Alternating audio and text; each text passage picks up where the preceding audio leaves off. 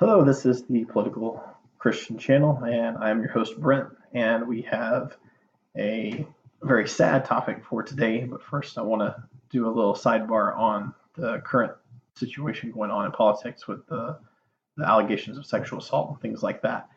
I think that we should watch what happens with that. I think we should gather all the facts. There's a lot of information going on, a lot of credible witnesses, or not witnesses, but victims coming forward, and it's very serious allegations. And um, I don't think that we should write that off. Both sides are writing off their candidates while attacking the other candidates, and it's kind of sad that it's become this huge die on your political party's hill situation because that should be something that unifies all of us. Um, that's a form of oppression. It's disgusting, and it shouldn't be happening, especially for people who are seeking or are in places of power and seats of power in our government. So that's all I'll say about that for now. I'm sure as more information and stuff comes out, we'll be able to actually make a video dissecting it. But for now, that's all I really want to say about that, just because it's what's going on currently on right now in the news. What we are going to talk about today is abortion, and and this is part three of the Democrats versus Republicans, what they believe, what does the Bible say.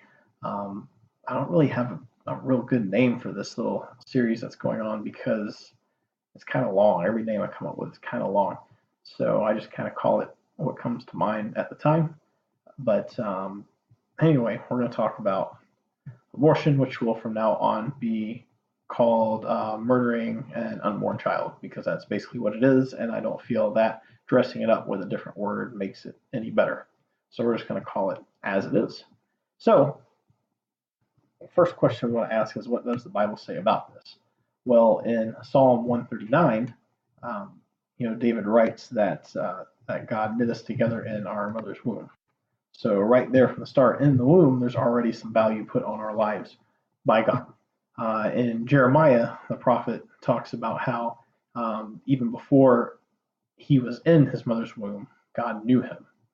So there's that idea that before we are even conceived, God knows who we are. He knows our person, our spirit. And to stand on the side that it's okay to extinguish that which God has blessed and ordained and put into the world for good, and for us to smother it before it even has a chance, it's kind of sickening.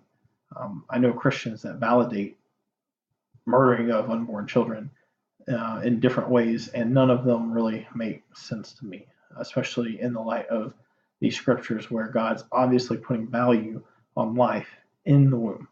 And when you look at it from a political perspective, Democrats have this down pretty horribly. Not all Republicans are good, in my opinion, on the abortion opinion. Some of them want certain things in place. Some of them are okay with it to a certain point.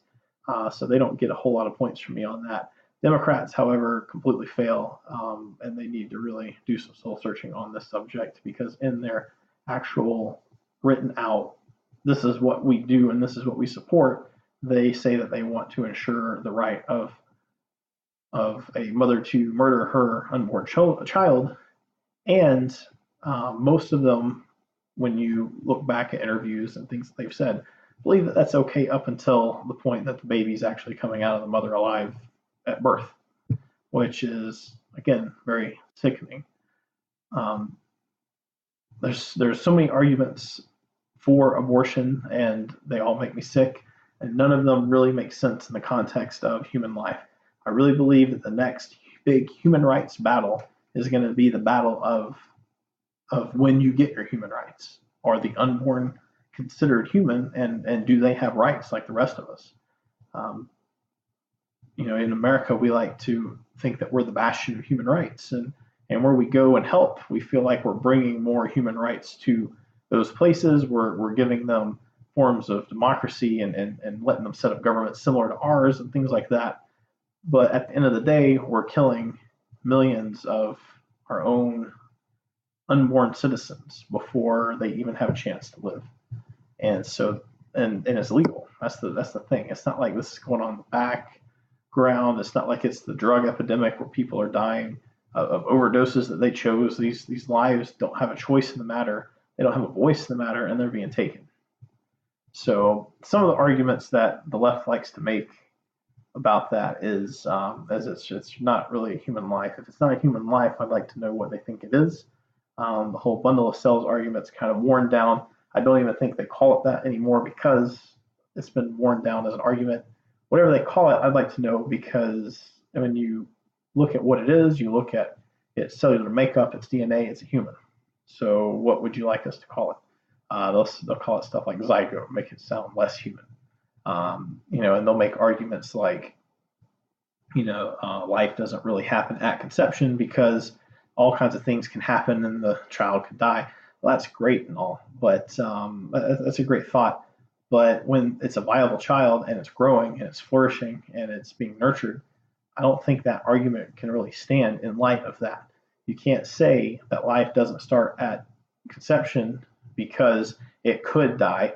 I mean, if someone gets shot in the stomach, if you don't do something about it, they could die. But if you help them, if you give them what they need, like medical attention, they're going to live. So to say that that's an argument to me doesn't make any sense. One of the favorite arguments that the left likes to make too is that it's the woman's body, it's her choice. I don't know the last time any human being without any serious deformities had 2 heads, 2 hearts, 20 fingers, 20 toes. I mean, it doesn't happen. It's a stupid argument. Anyone that makes that argument, you need to look at them and say you're stupid because it doesn't make any sense. What are some other arguments? Gosh, the arguments they crack me up. So some people want to try to establish when life actually happens outside of conception. So the child's conceived, that's great, but it's not actually live until it gets a heartbeat. These arguments I'm about to do are popular arguments that, if you know Ben Shapiro, he likes to make these points. We have a pretty sizable population of people, especially older people, that are on pacemakers because their hearts don't function properly on their own. Do we consider them dead because their hearts might not function properly on their own, not beat on their own? No, we don't consider them dead. We give them what they need to survive, and they survive. You have other people that would say not until the brain function happens when you can start detecting brain functionality. So people in comas are dead, and we should go ahead and bury them. I mean, people wake up from comas every day. All they need is for someone to sustain them through the coma, and most of the time they're going to come back through and come back to us. But if you want to apply that argument, I guess they're dead, and we should just throw them out, right? Like the unborn child. These arguments, they don't make any sense. They don't make any sense. If life doesn't start at conception, then we have to define what's considered life after birth, because the same reasons you're saying that this child is not alive apply to people who are already out here in the world and that we're helping. We're spending a lot of money on to help live. They're spending a lot of money, and their families are spending a lot of money for them to live.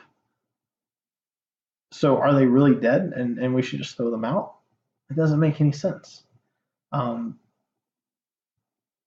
lot of people bring up, the rape situation, which is very tragic. We should be doing something about the rapists and not something about the innocent children that are a result of this. I'm not saying that, the mother has to necessarily raise the child. Understand that there's a lot of emotional stuff that goes with that. There's adoption's an option if they don't want that child. But as far as the emotional stuff, I'd like to point back at the data that we have about the emotional stress of having an abortion on most women and the depression they go through and different things that they have to do to overcome that. A lot of people come back and say that they never would have done it had they known what it was going to be like. So the emotional stress to me, so destroying someone's wrongdoing by doing wrong again isn't justice. It's unfair to the victim, in this case, the unborn child. So that's not really an argument to me either. Is it the child's fault that the woman got raped? No. Is it terrible that the woman got raped? Absolutely. Should something be done about it? Yeah, something should be done about the person that did it, not the innocent person that was the result of it. So this is a subject that I'm a little passionate about, and I'm afraid that I might upset a lot of people if I keep going. But Democrats definitely have this very wrong. Republicans have it somewhat wrong, depending on the Republican, and that is the situation on that. If you like this concept, if you don't like it, comment below. We'll start a discussion. If you like it, subscribe, like, share. You can follow me on Twitter. I'll put my handle down below. And yep, subscribe for future videos. Until next time, this is Brent. Catch you later.